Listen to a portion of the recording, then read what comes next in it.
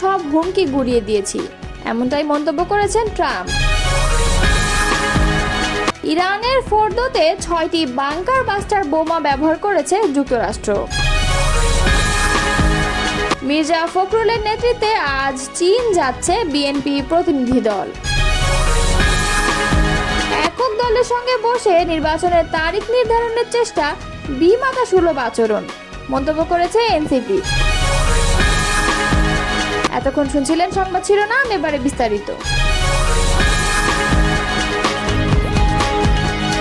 মার্কিন president Donald Trump বলেছেন, ইরানে হামলার মাধ্যমে আমরা ইসরায়েলের প্রতি সব হুমকির অবসান ঘটিয়েছি। তবে তিনি কোথাও উল্লেখ করেননি যে যুক্তরাষ্ট্র নিজেই কোনো তাৎক্ষণিক হুমকির মুখে ছিল কিনা, যা এই পদক্ষেপকে যুক্তরাষ্ট্রের সংবিধান অনুযায়ী বৈধতা দিতে পারত। ওয়াশিংটন থেকে আল জাজিরার সাংবাদিক কিম্বারলি হালকেটের মতে, ট্রাম্পের এই অবস্থান তার সমালোচকদের পাশাপাশি অনেক সমর্থকের মধ্যে উদ্বেগ তৈরি করেছে। শনিবার রাতে ইরানের 3টি পারমাণবিক স্থাপনায় সফল বিমান হামলা চালানোর পর ট্রাম্প তার বক্তব্যে যুক্তি দিয়ে বলেন, ইরান হলো মধ্যপ্রাচ্যের সন্ত্রাসী প্রবণ চক্রের কেন্দ্র, যারা আমেরিকার মৃত্যু চায় বলে চিৎকার করে বেড়ায়। কিন্তু কিম্বারলি হালকেট বলেন, এ ধরনের স্লোগান যতই ঘৃণামূলক হোক, সেটা যুক্তরাষ্ট্রের প্রতি তাৎক্ষণিক সামরিক হুমকি প্রমাণ করে না। ট্রাম্প আরও বলেন, অনেক মানুষ ইরানের ঘৃণার কারণে মারা গেছে, তবে তিনি নির্দিষ্ট করে বলেননি যে এদের মধ্যে আমেরিকানরা ছিলেন কিনা। তিনি জানান, বর্তমানে আরও হামলার পরিকল্পনা নেই, তবে হুঁশিয়ারি দিয়ে বলেন, ইরান যদি আবার আলোচনার টেবিলে না ফেরে এবং পারমাণবিক কর্মসূচি বন্ধের চুক্তি না করে, তাহলে ভবিষ্যতে হামলা হবে আরও বড় এবং আরও সহজ।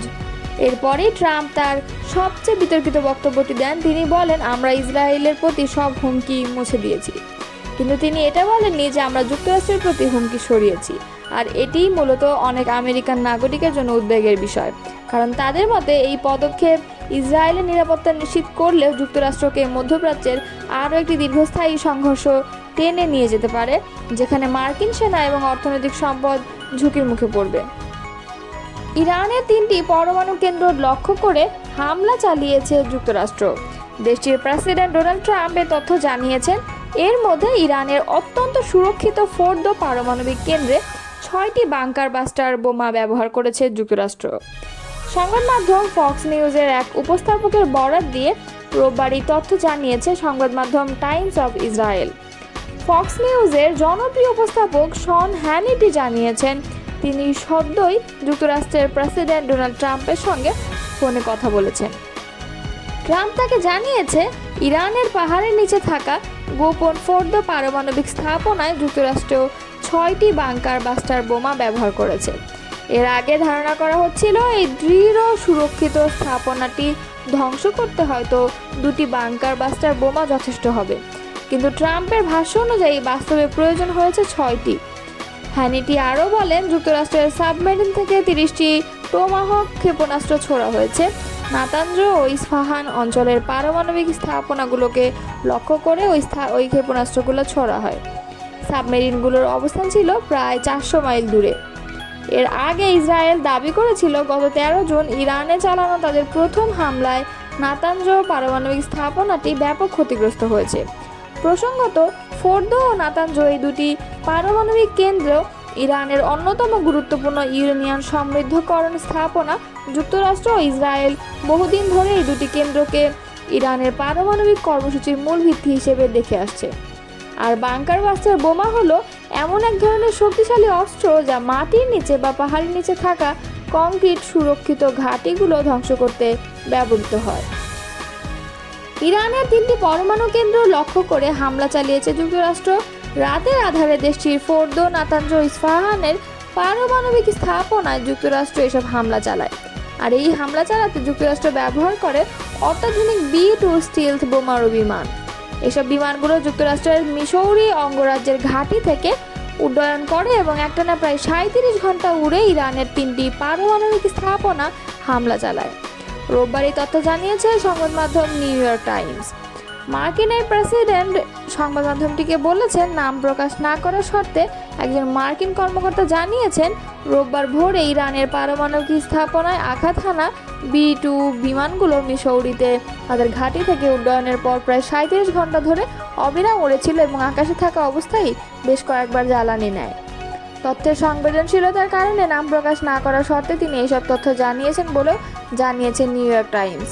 এর আগে ইরানের 3টি পরমাণু কেন্দ্র লক্ষ্য করে হামলা চালায় যুক্তরাষ্ট্র। দেশটির প্রেসিডেন্ট ডোনাল্ড ট্রাম্প এ তথ্য জানিয়েছেন। এর মধ্যে ইরানের অত্যন্ত সুরক্ষিত ফোর্দো পারমাণবিক কেন্দ্রে 6টি বাংকার বাস্টার বোমা ব্যবহার করে যুক্তরাষ্ট্র। চীন সফরে যাচ্ছে বিএনপি প্রতিনিধি দল। চীনের কমিউনিস্ট পার্টির আমন্ত্রণে বিএনপি মহাসচিব মির্জা ফখরুল ইসলাম আলমগীরের নেতৃত্বে দলটির 9 সদস্যের উচ্চ পর্যায়ের প্রতিনিধি দল দেশটিতে সফর করবে।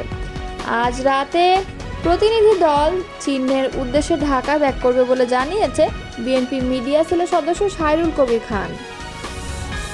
বিএনপি প্রতিনিধি দলের সফরের আগে ঢাকায় নিযুক্ত চীনা রাষ্ট্রদূত ইয়াও ওয়েন এর আমন্ত্রণে বৃহস্পতিবার সন্ধ্যায় বাড়িধারা দূতাবাসে যায় বিএনপি প্রতিনিধি দল।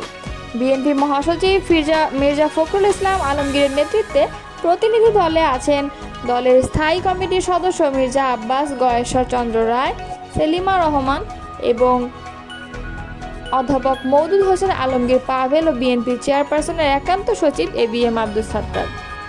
বাংলাদেশের সঙ্গে চীনা সরকারের কমিউনিস্ট পার্টির মধ্যে সম্পর্ক উন্নয়নে জোর দিতে এ সফর। এর আগে গত মাসের শেষ দিকে চীনের কমিউনিস্ট পার্টির আমন্ত্রণে বেইজিংয়ে একটি আন্তর্জাতিক সম্মেলনে অংশ নেয় বিএনপির একটি প্রতিনিধি দল।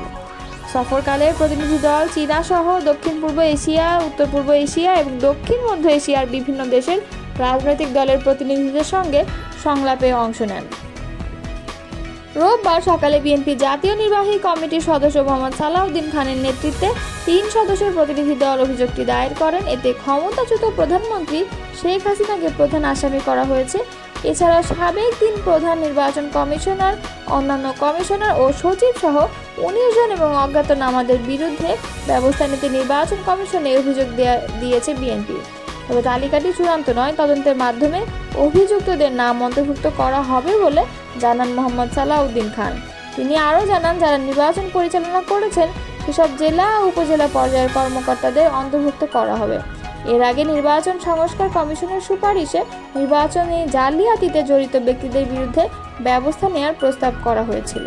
জাতীয় নাগরিক পার্টির যুগ্ম আহ্বায়ক আরিফুল ইসলাম বলেছেন, একক দল বা ব্যক্তির সঙ্গে বসে নির্বাচনের তারিখ সুনির্দিষ্ট করার চেষ্টা করা অন্য রাজনৈতিক দলগুলোর প্রতি বিমাতা সুলভ আচরণ। তিনি বলেছেন, জাতীয় ঐক্যমত্য কমিশন অভিভাবকের জায়গায় দায়িত্ব পালন করে সবার আকাঙ্ক্ষা পূরণে কাজ করবে বলে প্রত্যাশা তাদের। শনিবার রাজধানীর সেগুনবাগিচায় ঢাকা রিপোর্টার্স ইউনিটির শফিকুল কবির মিলনায়তনে বিপ্লবী ওয়ার্কার্স পার্টির 21তম প্রতিষ্ঠাবার্ষিকী উপলক্ষে আয়োজিত পুনর্মিলনী অনুষ্ঠানে এই কথাগুলো বলেন আরিফুল ইসলাম। এনসিপি যুগ্ম আহ্বায়ক বলেন, রাষ্ট্রের বর্তমান সংকট কোনো একক রাজনৈতিক দল দিয়ে সমাধান সম্ভব নয়।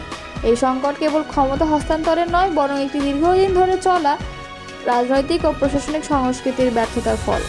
জাতীয় ঐক্যমত্যের ভিত্তিতে একটি অন্তর্বর্তী জাতীয় সরকার গঠন করে গণপরিষদ নির্বাচনের প্রস্তুতি নেওয়ার আহ্বান জানান আরিফুল ইসলাম। তিনি বলেন, একই সঙ্গে প্রয়োজন গণভোট, যাতে জনগণ সরাসরি মতামত প্রতিফলিত হয়। শুধু দলীয় আলোচনার মাধ্যমে নয়, শ্রমিক, তরুণ, ছাত্র, নারী সহ সব জনগণের মতামতকে ভিত্তি করে ভবিষ্যৎ রাষ্ট্র কাঠামো গড়ে তুলতে হবে।